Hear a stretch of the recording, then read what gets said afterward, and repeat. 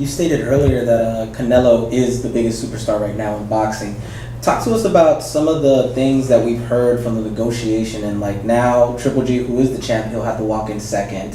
That Canelo does have a rematch clause if he loses, but if Triple G loses, there is no rematch clause there. So talk to us about that and how that came to be.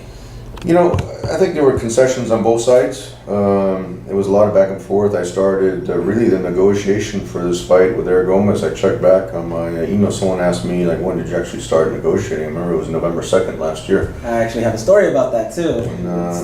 When we started, you know, negotiating. Right, that was in December. Yeah. Go ahead. Yeah. And, you know, then we took a break over the holidays, and then we resumed again. I mean, both sides wanted the fight. It was just a matter of, you know, Gennady certainly had, you know, he had a tough fight against Danny Jacobs. You know, at that point, they weren't sure who Canelo was going to fight in May, but, you know, Chavez Jr. is a much bigger guy than Canelo. That was the first time he fought, you know, really above the middleweight limit. You know, now, you know, we're telling people Canelo actually has to come down to fight Triple G. You know? Yeah, that's nice. Yeah. So he fought at Yeah. 164 is that. Not the Canelo weight, Canelo, they call it. This is a true middleweight, you know, championship limit, and you know, arguably the two best middleweights. It's really a throwback fight. Not only do you have the two most marketable guys in boxing, but they're both in the prime of their career. They're both the best in the middleweight division, and this is really a throwback fight to what the middleweight division represented when you have so many great matchups, you know, with Hagler and Carlos Marzon and you know, Hearns and Duran and Ray Leonard. I mean, there's just so many great names here. But this is really kind of a throwback fight to that era. Obviously, us being media members, we get to press conferences, we get to weigh-ins, we get to see a lot of backstage things. I didn't make it to this weigh-in, but Steven did, and going back onto what you said November. So tell him about the thing that happened at the weigh-in for Bernard Hopkins. For Bernard Hopkins weigh-in. Oh, right, yeah. Okay. And I was in the back. Yeah, right there, yeah. And they were doing all the, you know, the checking of the gloves and all that stuff. Yeah. And I remember asking you for an interview, and you know, you said yeah, and then I think you got like a phone call real quick, and then you happened to talk to Eric Gomez. And you know, I was just kind of getting my camera set together, and I actually remember you kind of. I heard you and Eric kind of like. Yeah, I was like, hey, we're not over there. No, I didn't know. But I just heard you and Eric talking, and I think Robert was there from Golden Boy. Yes, and he said something. He was like, "Oh, so September next year, it's good." And you were like, "Yep." And I was like, "Wait a minute." I was like. We have nothing to talk about in September other than, and then I interviewed you after, and I think actually the day after is when you released that the Jacobs fight was official. Because I think that Friday it was still like the rumor and it was pretty sure or whatever. It's been brewing inside of him. But I he's like, I need to say that. I think maybe, you know, but I'm sure that's, and you said you guys got the email, you got emails in November, so I'm sure you guys had already kind of started talking about it. I wanted to ask you, we all know, you kind of mentioned earlier, Canelo, you know, Triple G was the WBC mandatory, and then Canelo dropped the belt. Triple G was the champion, he was the super champion. He's the first champion from Mexico to drop a WBC. Right, yeah. And it's such a beautiful belt too. Yeah, I mean, and it's you know, so now it's kind of well known that WBC and Canelo kind of have their issues. Yeah. So I'm just curious, will the WBC belt be on the line for this? Well, Gennady's definitely going to defend all of his titles. Okay. He's got the 4 titles. Canelo's bringing the Ring Magazine title, which Gennady has universally been considered the best middleweight. I would say at least for 3 of the last 5 years, but he's finally going to get the chance of fighting for the Ring Magazine as well. But he'll definitely be defending all of his titles in the agreement. Canelo can choose if he wants to fight for all of them, or challenge for all of them, or challenge for one of them, or challenge for none of them. So they haven't really made that official yet. He's kind of made it clear in the media that he's not going to fight for them. Yes. But Gennady will definitely be defending his titles. If Triple G is victorious against Canelo, is there still a missing puzzle to all the missing piece of the puzzle of all the belts? Because Joe Sanders has the WBO. If he's successful, he still wants to unify all the titles. I mean, that's always been his goal. And that's been so elusive, to get the other champions to actually fight him. That's why we give David Lemieux. That was another co-promotion with Golden Boy. Yeah. Was the Lemieux fight in Madison Square Garden. Yeah, he came from Kazakhstan versus a guy from Canada, and they sold out Madison Square Garden, which is That was a not, great fight. it's not very easy to sell out Madison Square Garden there. You got to have a special event to do that. And so that's why we give Lemieux credit, because he was the first champion to actually say, okay, I'll risk getting in the ring with my title and unify with Triple G. And but that would be the missing piece as far as what he's always said. The only way, he said, the only way he can prove that he's the best in the middleweight division if he fights the best. Yeah. And by definition, the other champions would be the best in the division. And so Saunders, my understanding is Saunders is going to fight in the UK on the same night, on September 16th, so it'll be kind of a lead-in. Saunders will be in the UK live, and then it'll lead into our show. Did they find an opponent for him? They're working on an opponent, yeah. I don't know if Saunders regrets calling Kurt Seitz Danny DeVito. Yeah. but yeah, they're gonna find a different.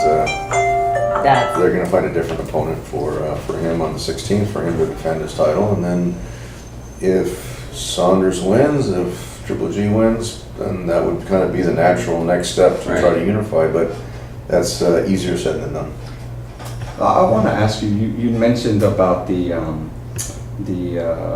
fight at the StubHub and how you guys had to have the bleachers and the standing room only and stuff like that, and how, like you said, there's like the whole Mexican crowd is rooting for Triple G, and it seems Not kind all of of like, them, maybe 90%. right, yeah. He had family there, I guess. But I just kind of like talk about that, like kind of grassroots movement. It seemed like it really kind of started kind of like an underground rapper or something. You know what I mean? Where it's just like everyone kind of heard about him. He's selling out shows, like you said. He sold out shows in England. He shows up MSG a few times. Everywhere he goes, he sells out the Forum. Yeah. And kind of my second part to that question is, do you see maybe Triple G's fans kind of outnumbering Canelo fans or maybe it's split? Like, I would see. I could easily see it be split. I think the tickets are so hard to get. It just depends on which side gets the tickets. Right. But as far as the international fan base, when you look at all the UK fans that Gennady had when he went over there and sold out O2, we got people flying in from Australia regularly to see him fight. Naturally all of his Kazakh fans that fly in, the other European fans when he fought in Germany, he made a lot of fans, and and even the Mexican fans. There's going to be a lot of Mexican fans that are going to be for Triple G that night. Yeah. or in Triple G hats. Like, I asked Lampley about that actually, and he mentioned. I asked him about Chavez, and he was like, who knows what's going to happen. This was before, obviously. Yeah. He's like, but Canelo needed to fight somebody because once he fights Triple G, he doesn't want a whole crowd of Mexican fans wearing Triple G hats. That's true, and that really, it really has been a grassroots movement. That's a good way to put it, because our goal to bring him here to the States and have him fight was to build him up in the media capital of the world, which is New York City, and there's no better place than Madison Square Garden. So we brought him to the theater and had the fight against Gabe Rosado. The HBO debut was up in Turning Stone, so that was one of those where we didn't really have control of the show. That was a show with Artie Palulu. He was actually, what a lot of people seem to forget, he was supposed to fight Pirog on that show. It was originally that day. The reason why we got that slot, and I've been pushing HBO and Showtime. I've been pushing both of them. Triple G's the undefeated WBA middleweight champion. He'll fight anyone. He doesn't need a lot of money. He just wants the exposure. And then HBO was the first one to really agree to it, but kind of reluctantly, because that original date was Daniel Geale, who was the IBF middleweight champion, against Pirog, who was the WBO middleweight champion. It was supposed to be a unification fight. that fight you've been talking about. And then Gennady was going to fight Sturm as the mandatory. Sturm got the exception from the WBA one more time because he was able to offer Geale more money to go to Germany and fight him than what Geale was making to fight Pirog. And so Geale went to Germany, and that left the open slot against Pirog. Nobody wanted to fight Pirog at the time after he beat Not Danny Jacobs. Jacobs. Yeah. So we we jumped at the opportunity, and then 3 weeks before the fight, Pirog injured his back and couldn't fight. And then Artie came up with the most non-similar opponent to Pirog. Pirog was a big right-handed boxer, puncher, I should say. And he got the European champion from Poland, who was a slick southpaw mover. And a lot of times, especially a champion would say, no, that's too much of a different style. And Abel didn't care, Gennady didn't care, and so we went through and took the fight. And when he had that knockout, then it's really. What was that guy's name? I remember him being Polish, but I don't remember him. Boxer. That's right, yeah. Because I remember he was just a beaten good somebody fighter. too. Yeah, he was good. Yeah. Sebastian Sylvester. That's who it was. Yeah, And yeah. it looked very impressive. I think in 3 rounds he stopped him. He was Yeah. European champion. Yeah. So even though a lot of American fans didn't know who he was a solid guy. And when some people kind of critique the people that Gennady's fought, I mean, they have to look a little bit deeper, as to the lengths that we went through to get guys to fight him. I mean, Martin Murray. Nobody wanted to fight Martin Murray when he controversially lost to Felix Sturm in Germany. Yeah. And then he fought Sergio Martinez in Argentina. He got credit for 1 knockdown, but arguably he knocked him down twice over there. Very close fight. And so there was nobody was like volunteering to fight him, and he couldn't get the visa for the U.S. So we actually made the fight over in Monte Carlo because he could go there, and so we were really looking for the best guys that would get in the ring with him, and that was just a perfect That was example. 11 rounds of brutality. Yeah, no, Yeah. But I remember going into that, I was like, if G beats Martin Murray, like G's the real deal, because Martin Murray should be the middleweight champion, Right. Like Twice, like, sometimes, he's- yeah. Works as a fixer, yeah.